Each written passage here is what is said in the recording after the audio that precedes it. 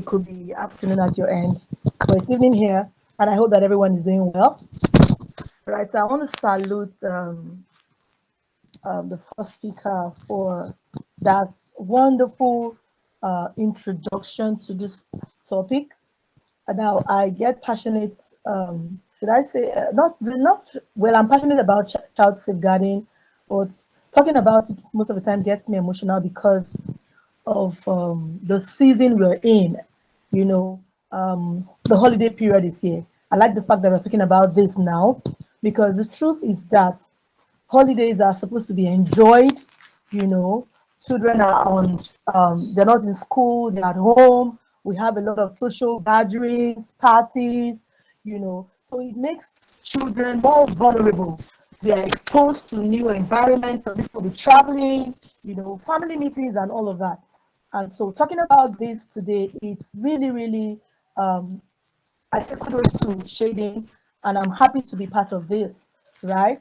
Now, the truth is, like I tell people from my work and my experience on the field, I get to, after the holiday, we get to hear a lot of abuse cases, a lot of social vices, right? We get to hear incidents, that breaks our heart. And this session, I like the fact it's not just about exposing us to the abuse, whether you're a child, a parent, a caregiver, or a religious leader. It's informing us, it's empowering us, because the truth is, there will always be abuse. There will always be negative events, but only empowered people can be saved. Just like saying there's no hellfire. I'm a person of faith. Or the events that are happening in the Bible, there's a part of the Bible that talks about what is going to happen at the end of age, when we are approaching the end time, when Jesus is going to return. And these things must happen. So when we begin to see the signs, it's not, I don't think praying against it is going to make any difference, because scriptures, what is written has been written and it must be fulfilled, right? So it just same applies to child abuse and all forms of vices. We're going to see them. We can only minimize it, and we can also empower children under our watch, so that they don't become victims of this abuse. So only an empowered child is safe. That's the truth. The first speaker has done well with letting us know what child safeguarding is all about. But there's something I want to say. I want to let us know that it's not about the abuse itself. It's empowerment, protection, letting you know as a child what you need to do, informing you with skills, because abuse thrives in silence. And the truth is this: abusers love holidays. They love holidays. And so they take advantage of the vulnerability of their victims. A child that is naive, that is not informed, is most vulnerable. So, like she said, I wish we had a lot more people here, because this is something that needs to be, it needs to be, the information needs to go on. And I hope that we get to cascade this on our social media platforms so that more people get to see this. Now, I don't want to talk about what child safeguarding is all about, because the first speaker has done justice to that. But I'm going to be talking about educating children on sex education, right? So what it does is that it helps them understand their bodies, it helps them understand their boundaries, it helps them understand their rights, because every child has the right to safety. Every child has the right to a safe environment, whether at home, in school, in the religious, your church, the mosque, anywhere you find yourself. Every child, and by the Nigerian Constitution, a child is defined as someone that it's less than. It's not even Nigerian Constitution. It's the Child Rights Act, right? Yes, the Convention of the Rights of the Child.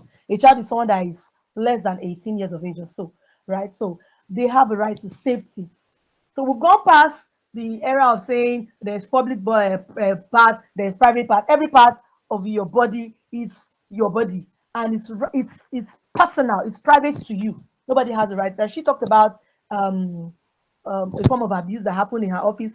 That's to tell you that it's not even only children that are being abused.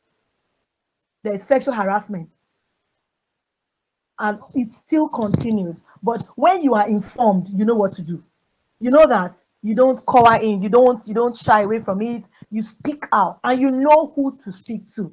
That's what this session is all about. All right. So, to protect children, we must understand the tricks that these abusers use. Like I said, abusers love holidays, and abuse thrives in silence. So what they do, first of all, they groom their victims. Abusers start with isolating the person. So when you begin to notice that your child is getting unnecessarily fond of somebody, it's drawn to a particular person, then you need to pay attention to that. They could be somebody could be grooming that child, and before you know it, the deed is done.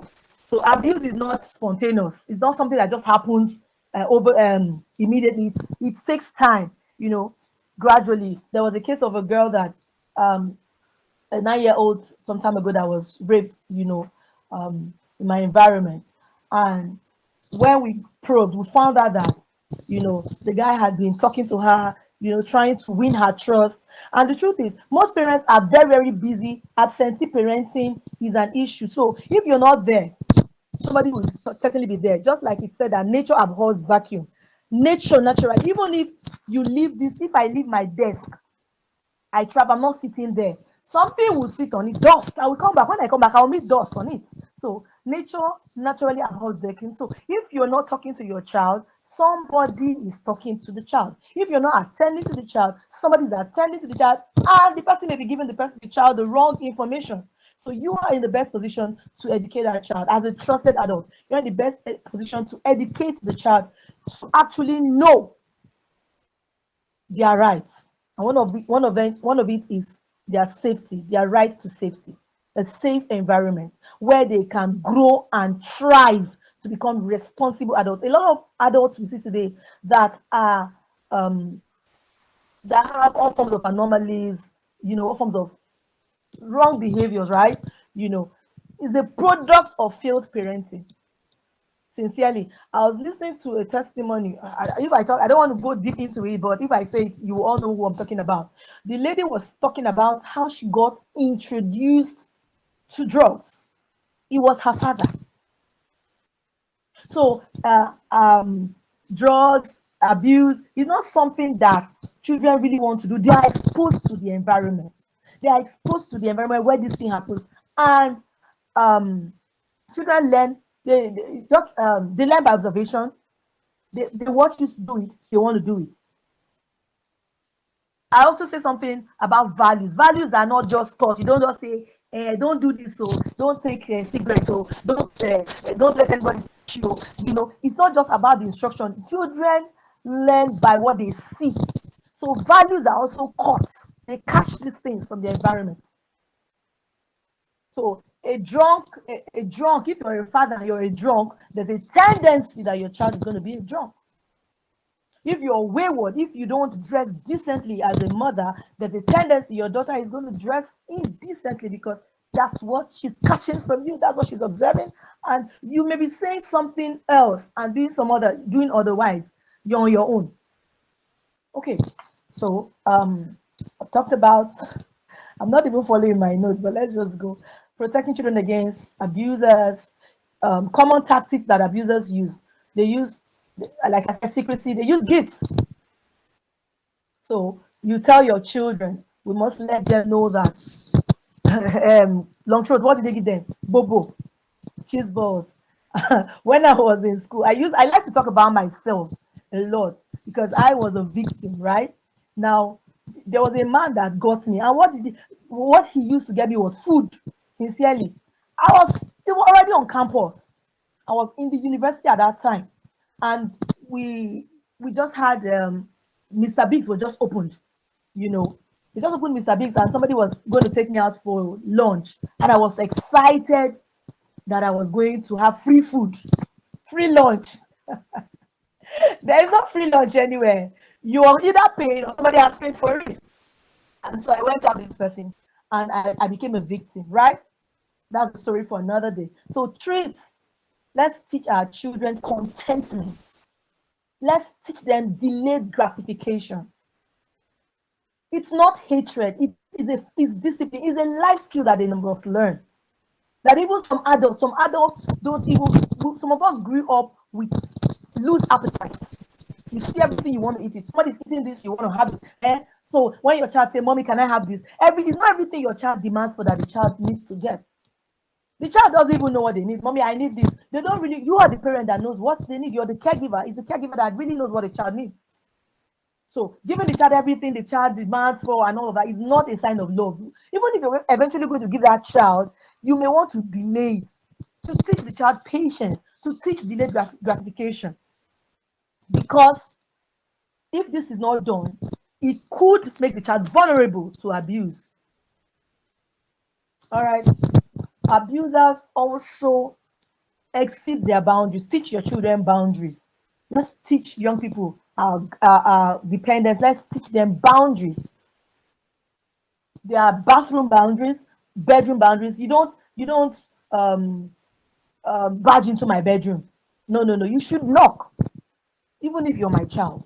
And even if as a parent, sometimes we just barge into their room just to find out. But sometimes you should also knock, so that you teach them, so that they know that when they are getting into somebody else's room, they have to teach them bathroom boundaries.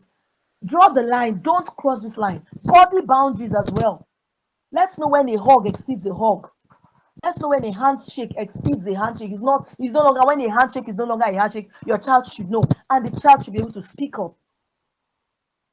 That's an empowered child. All right. And then talking about child safeguarding and all stuff about abuse is not about instilling fear. Gone are the days where you say, when you're teaching children about sex education, you're teaching them to practice it. No. You must know how to pass the message. There's what is called age appropriate education, sex education. Even with drugs, whatever you're teaching, generally, the way I would teach my teenage son some things, even things about life, even his subjects in school, is not the same way I would teach my 10-year-old. All right, so my last child is 10 years old. I would not teach that. I would not teach her with the same method that I would teach my teenage child. So we must understand this, and this also applies to sex education, drug education, substance abuse. We've gone past the days of drug abuse, because now what is even being abused? They are very familiar items, so we call it substance abuse now. All right. I don't know how many minutes I have. I understand there's a panel discussion, but maybe about 3 let's minutes. just know that this is I have what? About 3 minutes for the so we can have. Okay. Yes, thank you. I have 3 minutes to run. Okay, so but what I want us to establish today is this: the holiday is here. Children are open, they are very, very vulnerable. Now, what system do you have in your house? What system? As visitors are coming in, let them know. As you're traveling, let your children know. What values have you put in place? Every organization, where I live, there are multinationals, and also they are big on structure, systems. They are big on values, mission, behaviors, right? So you should be able to have a family system, and that promotes safety, that promotes good behavior, that abhors all forms of negative behavior. So everyone in your home should know. So as visitors are coming, they know. Like the Bible talks about pasting the laws, write it in the tablets, write the laws or whatever values. You're coming into NLND, for instance, you're seeing their core values. It's pasted. You're working on their system, you're on their system in your office, you're seeing their core values. You know that this company, we are big on safety, we have integrity, we promote teamwork. One of our core values is care. So everyone that comes to that environment is conscious about the values. This